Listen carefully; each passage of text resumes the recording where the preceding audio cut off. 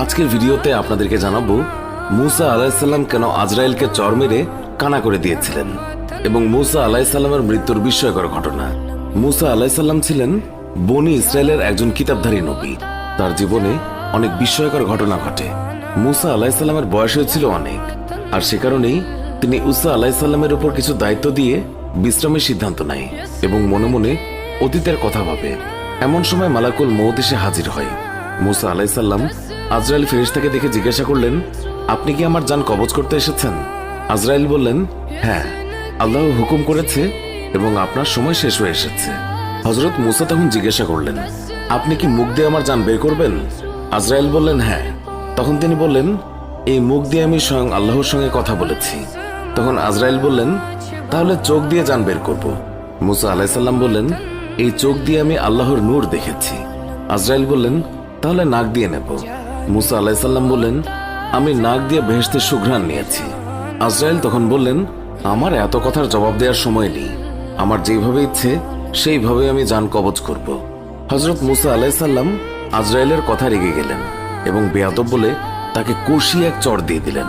এতে আজরাইলের চোখ দুটি বের হয়ে যায় এবং আজরাইল আলাইহিসসালাম কানা হয়ে যায়। এই অবস্থায় আজরাইল আলাইহিসসালাম আল্লাহর কাছে চলে গেলেন এবং আল্লাহকে সব ঘটনা খুলে বললেন।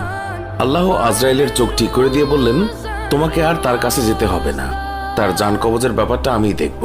কয়েকদিন পর আল্লাহ ওহী মারফত মুসা আলাইহিসসালামকে বললেন, হ্যাঁ মুসা, তুমি যদি একটি মেষের পশমের সংখ্যা পরিমাণ হায়াতের জন্য আরজি করো, আমি তোমাকে তত বছর হায়াত বাড়িয়ে দেব। তুমি যত বছর বাঁচতে চাও, আমি তোমাকে তত বছর বাঁচিয়ে রাখবো। হযরত মুসা আলাইহিসসালাম এই কথা শুনে আল্লাহকে জিজ্ঞাসা করলেন, তারপরে কি আমাকে মৃত্যুবরণ করতে হবে? আল্লাহ বললেন, প্রত্যেক মানুষকেই একদিন মৃত্যুবরণ করতে হবে, এমনকি একসময় তোমাকেও তাই করতে হবে।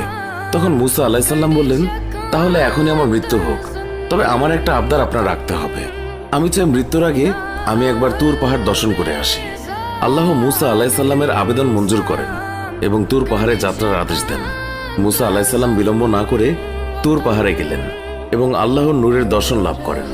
আল্লাহর সাথে কিছু কথোপকথন হওয়ার পর আল্লাহ সেখান থেকে বিদায় নেন। মুসা আলাইহিসসালাম তুর পাহাড় থেকে ফেরার পথে দেখলেন 7 জন লোক একটি কবর খনন করছেন।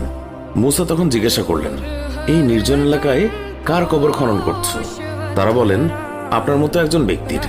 আপনি চাইলে আমাদের সাথে এই সওয়াবের কাজে অংশগ্রহণ করতে পারেন। মুসা আলাইহিসসালাম কিছুক্ষণ কাজ করার পর সেখান থেকে একজন বলে উঠল, হে নবী, আমরা যার জন্য কবর খনন করেছি তার আকৃতি ঠিক আপনার মতো।